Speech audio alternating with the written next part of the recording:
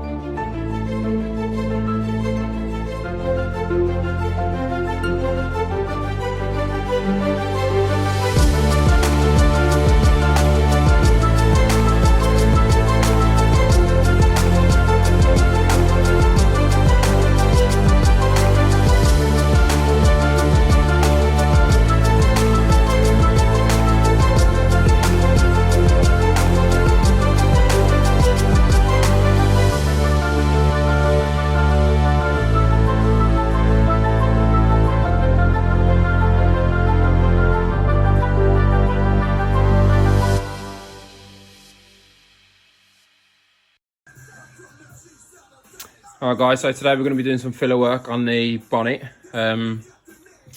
Basic tools of the trade are body filler itself. You don't need to have a dented tin if you don't want one, it just arrived like this. So I go for U-Pole Easy One because it is genuinely really easy to use. It's my preferred one. It's really easy to sand down but does go rock hard. So works really well, very good to work with, really easy to apply. The filler itself is just like a really thick paste. So you have the filler itself, you put that on a piece of cardboard, piece of board, whatever it is, as long as it's flat, doesn't really matter. I use cardboard because it's just easy to throw away again at the end. So you'd put some on there, then you take the hardener. You only need about a pea size of hardener, so obviously it's really easy to see. The hardener itself is red, and you've seen the colour, it's like a grey beige colour, the filler. So mix that in using your filler spreader. This is basically what you'd apply it with. It's quite flexible, plastic, as you can see. This one's been used a few times. Really malleable. Again, they're 10 a penny. It does come with the body filler, so it's really quite easy to just pick one up, but you can buy them separately. Once that goes off, we've got the sandpaper. I tend to use 60 and then 120. Which are just different grades of sandpaper. The 60 is just for getting the really rough stuff off at first, and then we use the 120 to sort of get the shapes that we need and stuff. Next one we have, I know it says Ford, but don't worry about it. We've got aerosol spray can. Basically we use that as a guide coat, and I'll show you what I mean on the car in a moment. So once you put the body filler on and it's had time to dry, then you spray sort of a mist of whatever color, as long as it's kind of contrasting color to make it easier. Spray that over the top, and then as you're sanding, you'll sand off basically all the guide coat paint, and then that's when you're roughly getting to somewhere near flat. You can get really nice sanding blocks and everything else. The problem is that on any car you genuinely tend to get shapes, so curvatures, swages, whatever it might be. So a flat sanding block can sometimes give you a false sense of security. You don't need anything special. That is an offcut of wood, that's it. So I wrap sandpaper around that and I can use that. And the beauty of wood is, if you look at this one, I don't know if I'm going to do any justice seeing it, it's got a slight bow in it, so you can see it rocking there because the panel's not flat. But when I turn it the other way, it actually bows exactly the same as the panel. So using it that way down is the way that I'm going to put the sandpaper on, and then as I draw back, it's going to follow the line of the car. So this is the car. These are the lines that we need to get. So let's make a start, and I'll try and keep you updated. Cheers.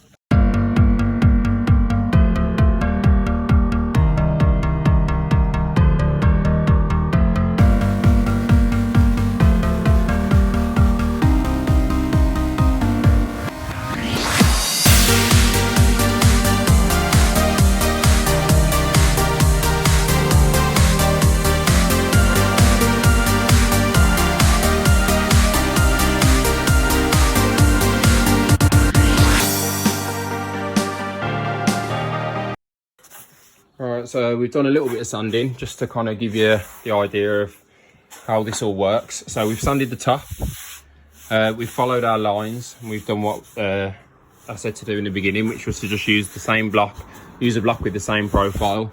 And as you can see, it starts to take shape. Now, if you work from one point, you'll decide which point it is. So I work from the top, and then what it does is it bows this line out. Then when I come up the side now, I'll draw a line in pencil of where I want the line to go, which is basically to come down and join this headlight section here. Then that's the line we work to going up the side. So that's how I would do it on this one. People have their own preferences, people have different ways of doing it. But just to show you the difference between high spots and low spots. Now, we do the guide coat because it gives us this.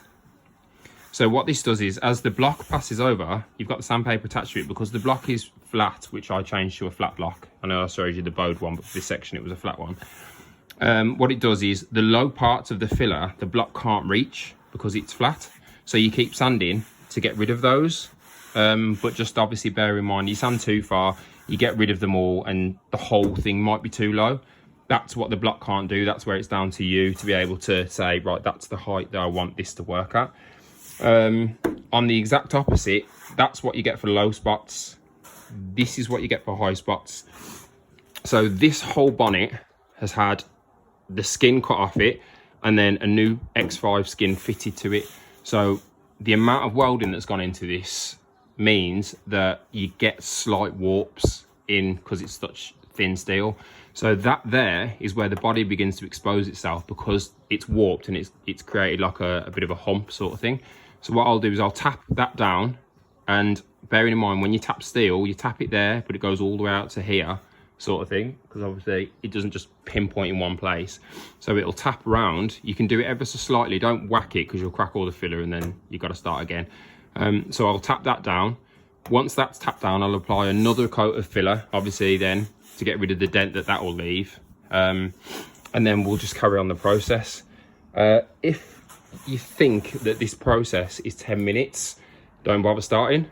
This is one of those jobs where put your time, put your effort into it. It will pay off in the end. It just takes practice and it takes time.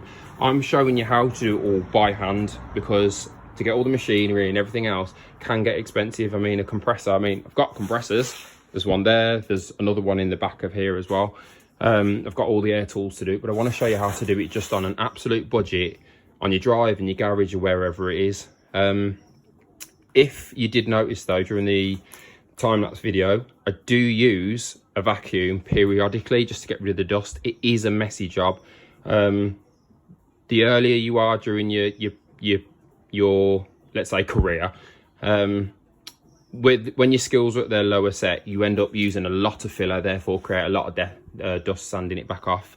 The better you get, the less dust you will have, but that's just through time. Everything here is time. That's all it is. Set yourself aside. Don't rush it. If you rush it, filler will not lie for you. The body lines will not lie for you. You cannot rush it and expect it to be good. But what we'll do is we'll give this a tap down. I'm not going to apply any more filler yet because I've still got some sanding to do here and it'll just be a nightmare. So I'll expose all the high spots first, then I'll tap them all down at the same time. Then we'll put the next coat on and hopefully we should have pretty much our base done then. So that's the side we haven't started yet. That's the side we have. You can see the line starting to form now. Cheers.